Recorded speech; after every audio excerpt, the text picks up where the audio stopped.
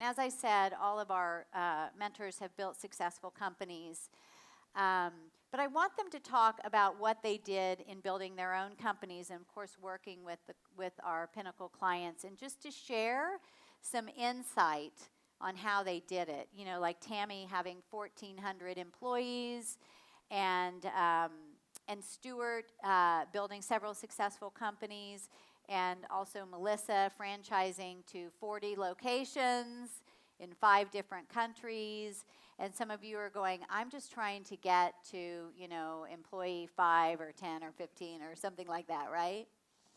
All right, so this question is for Melissa and Tammy, for the ladies. How did you know you wanted to scale your business? Thank you, Allison. Well, it started with a dream, and we were in a dying industry in the dental supply business, and we said, hey, if we can sell cotton rolls and x-rays, we can sell Greek salad and breadsticks. Seriously, that's how it was, like the decision to go into the restaurant business. But once we did, then we knew we were entering into a segment that was untapped, and that was quick casual family. And first thing we had to do was proof of concept, okay? So you really have to start proving yourself. You have to have the numbers, you have to have the training, you have to be able to have consistency. So when we got to 4 restaurants, we said, okay, we think we have it now. We've tried 4 different areas, but then the family had to make a decision. What do we do now? Do we grow and keep it? Does anybody want to be like traveling all the time? What do we really want to do here? Or do we want to take on an investment partner like a VC? Or do we just want to sell it all? And we all looked at each other and were like, sell it all. This is a tough business, right? We're getting out. So then we had a vision, build so many restaurants really fast and then sell it all. So that's how we came up with the scale strategy. Yeah, and you knew exactly, like you said, how many you wanted to scale to and what you wanted to sell for and all of that. All of that, yes. Yeah. And so every decision we made was, does it get us to the 25 restaurants as fast as we want to get there? So it was really easy to make a decision. Go this way, go that way. It doesn't get us to 25 fast enough. Right. So really intentional. How about you, Melissa? My scale strategy was definitely not intentional. So I was an entrepreneur, and we had started this business not knowing really how it was going to work out. We were really excited about it, and we had tremendous success out of the starting gate, and we loved what we were doing. Tell people, because some people weren't here yesterday. Okay, so we ran children's gyms, and these were gyms for kids, believe it or not, ages 3 months to about 10 years old. And we loved what we did. My partner was a teacher. I was sort of the business head behind it. And we just started having this tremendous success. And we would wake up every day. We couldn't wait to go to work. All we talked about was business. We worked 6 days a week, sometimes 7 days a week, and we loved it. We were on fire. And fast forward to like 3-4 years later, we were tired. We were burned out. And I was thinking, there's just no way I can continue to do this. I'm missing like my life. We didn't even have children at that point, but it was still just exhaustion and burnout. So that's when we said, okay, I said, we've got to figure this out. We've got to duplicate ourselves. And our clients would say, there's no way you could ever duplicate yourself. And I was like, you know what? I don't think that's true. I think we can do it. And we were very successful at duplicating ourselves. We literally took out every tiny nuance of what we did in our customers' experience, and we taught it to our employees and eventually taught it to our franchisees. To the point where even in China with a different language, they were doing exactly what we were doing, exactly, with their body language, with their tone of voice, everything. So it's definitely doable, and it worked. Yeah, I love that. Isn't that such a cool story? And didn't you have like a princess from some Saudi Arabia. Yeah. Mm-hmm. That was our very first franchise. We had no idea what we were doing. We're like, sure, we'll sell it to you. We had no idea that boys and girls could not even be in the gym at the same time. Yeah, so we had to adopt a whole new, like, brochure and everything to the culture. We really didn't know what we were doing, but it was a great petri dish for sure. Yes. Yeah, that's so cool. So, Stuart, what were the biggest challenges in building teams, and how did you work through that? Hi, everybody. Well, the first largest challenge I had with building teams was with my first company, and we were sited in the urban enterprise zone of North Philadelphia. And we put ads in the paper, and we had salaries and everything ready to go, and nobody showed up. Nobody even called. It was a fatal flaw in our business plan, this Wharton MBA business plan. And so we had a company all ready to go, and we couldn't hire anybody. It was really weird. And so what we had to do is we had to use trust circles. We then recruited all of our friends and all the community leaders to put out the word that we needed employees, and we needed people who we could trust. This is a place where I carried a gun for a year, so it was not a friendly place. And we ended up creating a team of employees that ended up being like family, and it was really something special. The second thing is a shared vision. And you got to get people going in all the same direction, and that's really hard because everybody communicates differently. Everybody has different values. And so what I learned was that you have to become very good at storytelling. You have to have a story for each employee and for all your employees, and you have to do it regularly, all the time. A leader's job is telling stories and leading people through stories. And one of the things about stories is that a story speaks 1,000 words. It's like a picture. So you can teach a lot and lead people through stories. And the third thing is understanding the difference between management and leadership. And the way I see it is that management is the management of complexity, and leadership is the management of change. And they're completely different. Management is about reproducing results and lowering risk. It actually dehumanizes people. You'd like to have everybody automatic. Leadership, however, is taking people through their own personal transformation as the organization grows. And most entrepreneurs don't know this, and they kind of mingle leadership and management, and they mess it up, particularly when they get big enough. So the complexity forces them to separate management and leadership, and they don't know when that point comes. So I think it's a really important point that everybody think about that, because when you try and institutionalize people's behavior, they get upset with you, and they feel like, oh, now I'm a number. I was part of the family, and now I'm a number. Now I'm accountability. So you can run into really big problems, and you can lose your leadership passion of telling stories because you're down in the weeds of the numbers. And that can really wreak havoc on your team. And you got to keep your team's momentum and focus in the direction of your vision. That's awesome. Wow, that was a great answer. Yeah.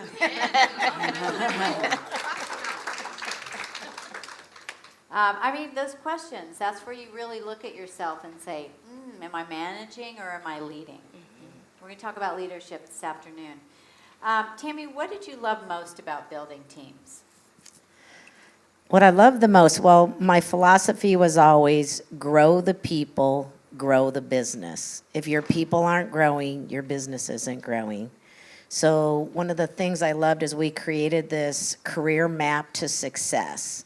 And when you came into the company, you could choose your path. If you came in as a dishwasher, you could figure out how to be a GM.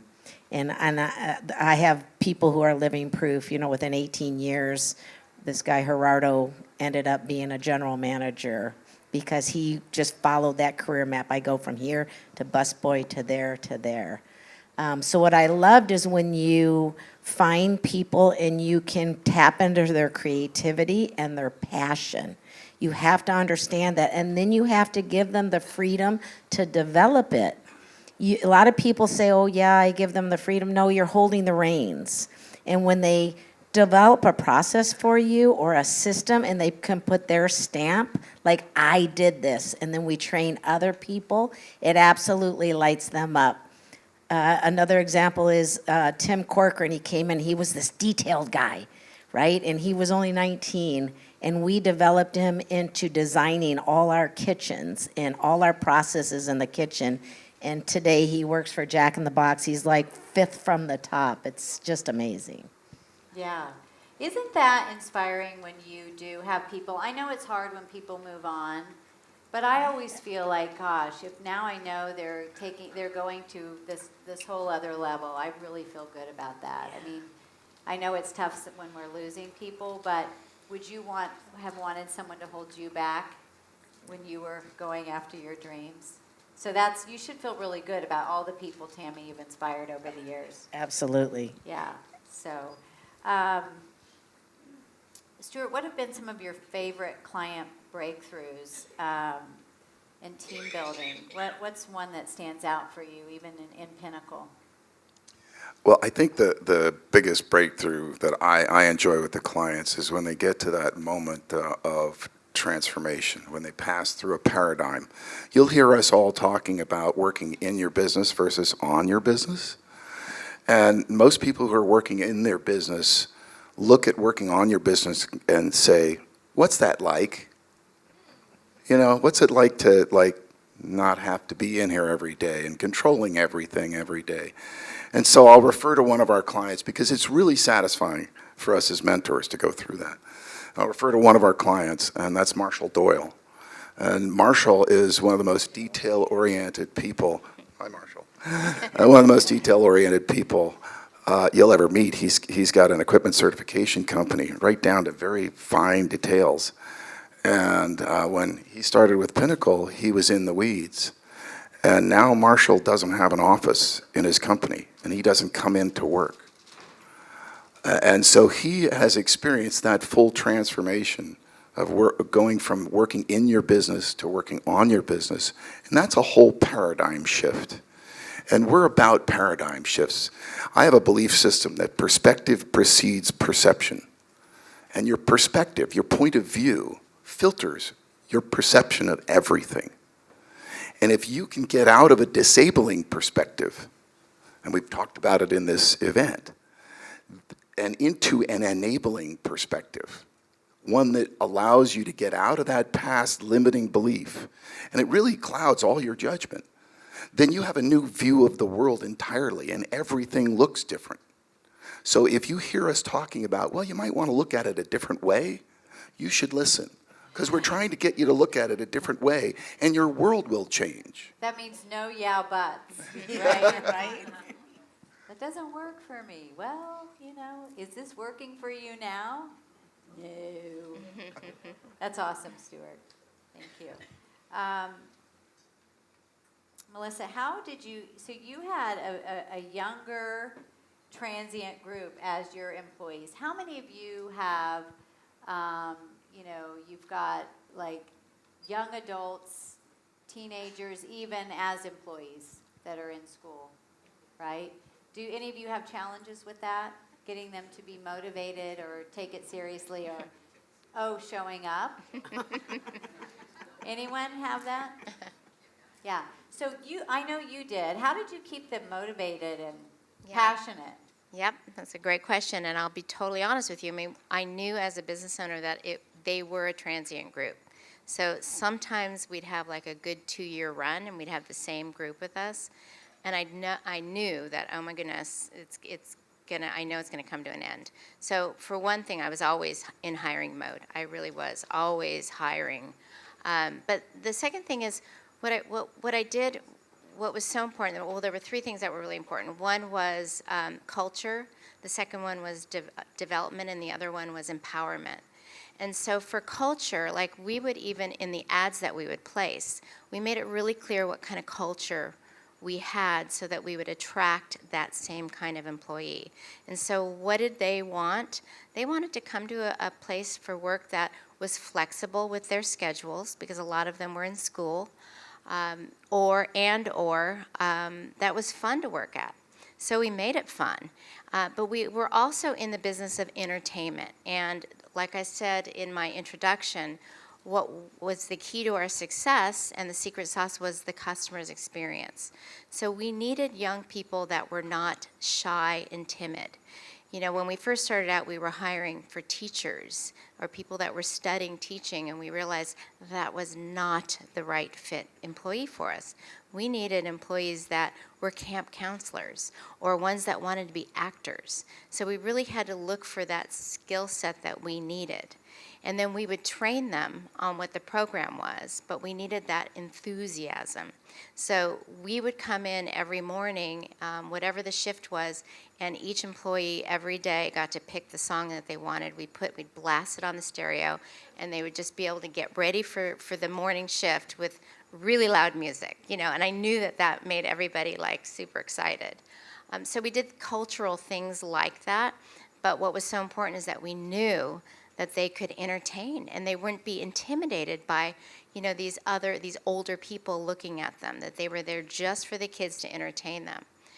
We also did a lot of fun things. We took one day off every year to go skiing.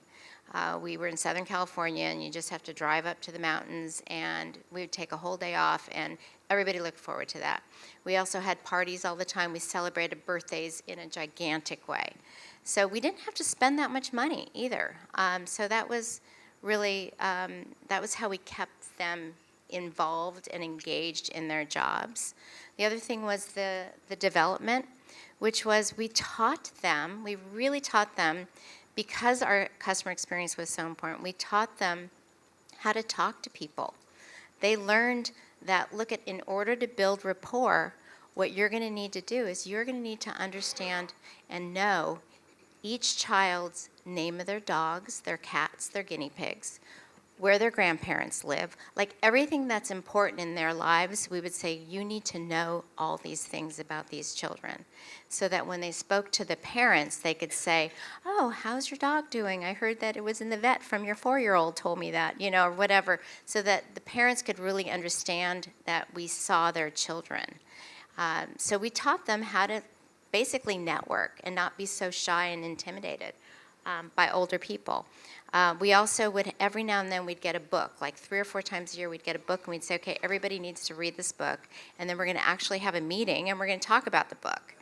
And what ended up happening was, you know, even though it was a transient group of people, I knew that when they left our organization, they were better human beings, more prepared for the next chapter in their life, and that to me was so satisfying.